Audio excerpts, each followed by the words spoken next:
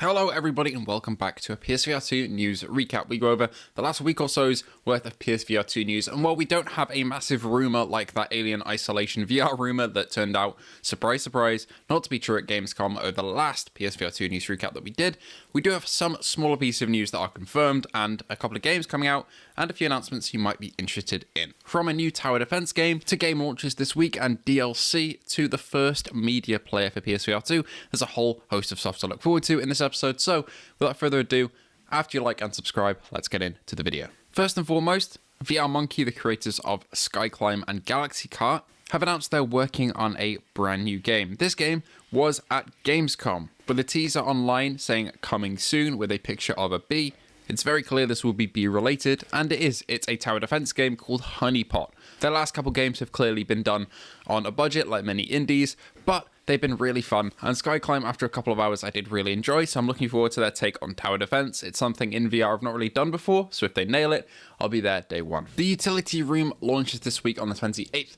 I believe this is a very out there, weird VR game where you're transported into a very strange realm, a very monochromatic realm with massive stone statue heads chasing you down. It's one that's been posted all over like TikTok or Reddit. You've probably seen this game somewhere if you're anywhere within the VR space. It seems to be very terrifying for people who are megalophobic, and it's something that I also find quite terrifying, understandably, so looking forward to this one.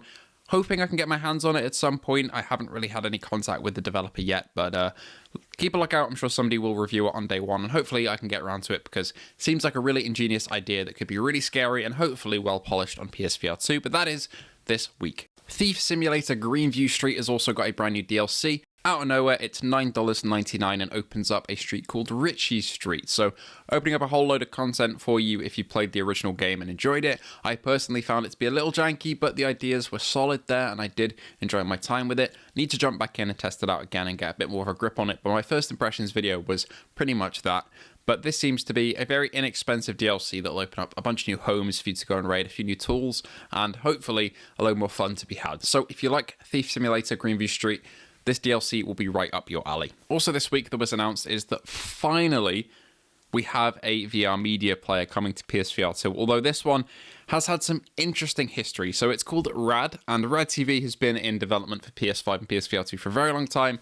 They finally got it past PlayStation QA, so this is a media player finally for PSVR 2. But you can download the PS4 version, it's already out, it was on PS4, and this importantly will allow you to watch 360-degree videos, which is a big missing feature for YouTube on PSVR 2 especially. So this will require a subscription, I think, for this access to that feature with their premium offering, so you can load your own content in, such as 3D movies. I think that's how you can get that in, is by loading in your own 3D movies then. And you can also access that anywhere on the app once it's loaded in there, which is really cool. Internally as well, apparently they've had some virtual environments built as well, like theaters, apartments, and stuff like that, according to the user Demon on the PSVR 2 Without Parole Discord. So hopefully in the future we'll be able to see that come in, because I've used that on big screen with the big screen app on PSVR 2 and I absolutely loved it. So if you had an alternative on PSVR 2 on PS5, that would be fantastic. At the moment I don't think that's supported though, but that might be coming in the future. They also talked about the possibility of being able to speak with your friends and be in the same virtual environment with avatars as well.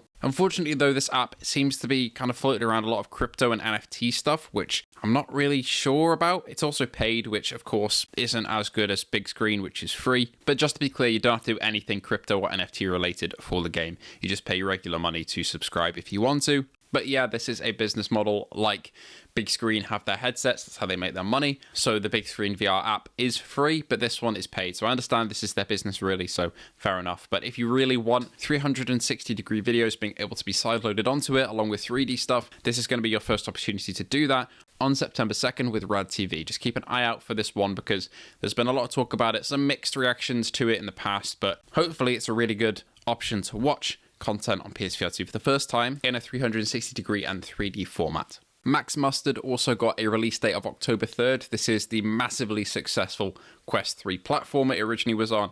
Now it's coming over to PSVR 2, and the PSVR 2 trailers have shown off so many improvements in terms of lighting, fidelity, textures. Everything looks fantastic for this port. Full use of PSVR 2 features, and they've been kind of filling in that void that Astrobot left when we knew that Astrobot wasn't coming to PSVR 2. We now have Max Mustard to fill that in, that platformer void, and hopefully will be really, really good on PSVR 2. All the signs point to yes. They've been really confident with the marketing, really been pushing it out there, and it's got rave reviews on Quest. Apparently it's really fun, challenging in a good way in certain places, and I can't wait to get my hands on it come October 3rd, but that just got announced in the last week, so if you've been waiting for that announcement, there you go. Penultimately, a bit of news that I didn't expect today is hot off the back of Gamescom. We have some impressions courtesy of creators like Gamertag VR, who I'll link down below if you haven't seen his video just yet. He talked about Zombie Army VR, and unfortunately, the news is not great on this one. Essentially, it seems to be uninspired, not have great VR mechanics, a bit like Sniper Elite didn't, and not really clearing the baseline of zombie shooters in VR, really. It seems to be very generic, and not something to really look forward to unless they put some big work into it. So hopefully they can, maybe they'll delay it, because apparently these Gamescom demos were not the best in terms of impressions for creators. So unfortunately that's one to maybe scratch off the list in terms of hyped releases for this year, unless they push it back and get some things polished up and implement some more VRAF mechanics. So unfortunately that's one disappointment that's come of Gamescom. I've got to say though, my hype was never really that high for this one. I mean, I enjoy zombie VR games, but it's a game genre that's kind of run its course a lot in VR. We had some good ones recently, like Arizona Sunshine 2, and I'm sure the remaster and remake of Arizona Sunshine 1 is going to be just as good. But in terms of the genre, it's few and far between that I'm really impressed by one, and I certainly wasn't drawn in by the gameplay trailer of Zombie Army VR, so it was never really high up on my hype list. I never really included it in many of my lists, and this is just kind of affirmed why, but hopefully they can pull it off and pull it back. And finally, we got a heads up from the Legendary Tales developers about the futures for their studio and games. And interestingly, they asked the community what they wanted to see, which is really, really good for a start. I mean, that's always a good way to gauge what will sell, is by asking your customer base directly. Of course, they're being informed by their own metrics and what they want to do, but they put a couple possibilities out to the community, whether they wanted the Legendary Tales team to do a DLC for the game, do a quest port, or a new game entirely. So there's a whole host of avenues they could go into in terms of what they want to get into. Legendary Tales was massively successful on PSVR2 in terms of PSVR2 games. It was up on the highest echelons of the PSVR2 bought games list each month, especially when it launched, which is fantastic to see. And it's also quite a highly priced game, but it gives you a load of content, and these devs are fantastic at what they do. So hopefully, whether it's a new game or a DLC or a quest port, it's up to their normal standard, and hopefully it's successful for them in the future. So I wish them all the best, whatever they decide to do, but that is what they've been thinking about over the last week or so, in case you missed it. Anyway, that'll do us for today's PSVR2 news recap. Not some massive rumors like last time, but I mean, I'm okay with that since that rumor seemingly did not come to fruition. We'll have to wait and see whether or not that Alien Isolation VR port is ever announced. I'm going to bet on no, as I said in the last video, but who knows, anything can happen in this weird and wonderful VR space.